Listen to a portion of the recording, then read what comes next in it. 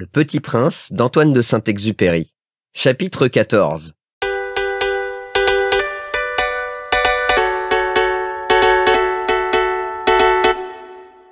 La 5e planète était très curieuse. C'était la plus petite de toutes. Il y avait là juste assez de place pour loger un réverbère et un allumeur de réverbère.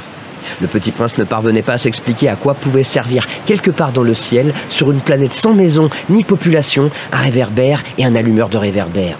Cependant, il se dit en lui-même « Peut-être bien que cet homme est absurde. Cependant, il est moins absurde que le roi, que le vaniteux, que le businessman et que le buveur. Au moins, son travail a-t-il un sens ? Quand il allume son réverbère, c'est comme s'il faisait naître une étoile de plus ou une fleur.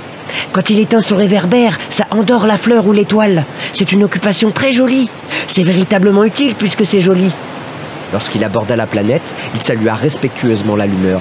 « Bonjour, pourquoi viens-tu d'éteindre ton réverbère ?»« C'est la consigne, » répondit l'allumeur. « Bonjour. »« Qu'est-ce que la consigne ?»« C'est d'éteindre mon réverbère. Bonsoir. » Et il le ralluma.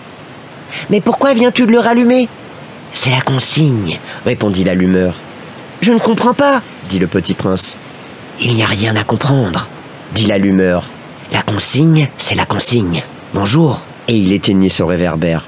Puis, il s'épongea le front avec un mouchoir à carreaux rouges. « Je fais là un métier terrible. C'était raisonnable autrefois. J'éteignais le matin et j'allumais le soir. J'avais le reste du jour pour me reposer et le reste de la nuit pour dormir. » « Et, depuis cette époque, la consigne a changé ?»« La consigne n'a pas changé, » dit l'allumeur. « C'est bien là le drame.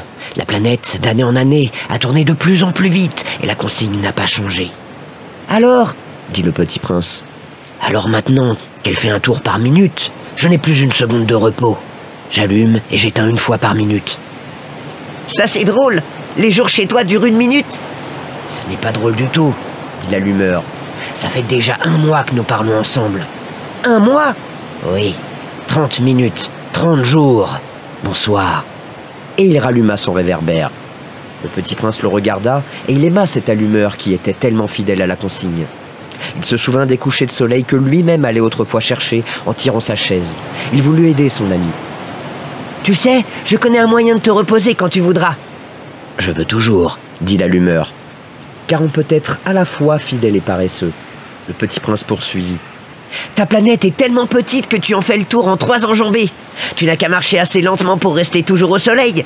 Quand tu voudras te reposer, tu marcheras, et le jour durera aussi longtemps que tu voudras. »« Ça ne m'avance pas à grand-chose, » dit l'allumeur. « Ce que j'aime dans la vie, c'est dormir. »« C'est pas de chance, » dit le Petit Prince. « Ce n'est pas de chance, » dit l'allumeur. « Bonjour. » Et il éteignit son réverbère. « Celui-là, » se dit le Petit Prince, tandis qu'il poursuivait plus loin son voyage, « celui-là serait méprisé par tous les autres, par le roi, par le vaniteux, par le buveur, par le businessman. Cependant, c'est le seul qui ne me paraisse pas ridicule. C'est peut-être parce qu'il s'occupe d'autre chose que de soi-même. » Il eut un soupir de regret et se dit encore « Celui-là est le seul dont j'eusse pu faire mon ami. Mais sa planète est vraiment trop petite. Il n'y a pas de place pour 2. » Ce que le Petit Prince n'osait pas s'avouer, c'est qu'il regrettait cette planète bénie à cause, surtout, des 1440 couchers de soleil par 24 heures.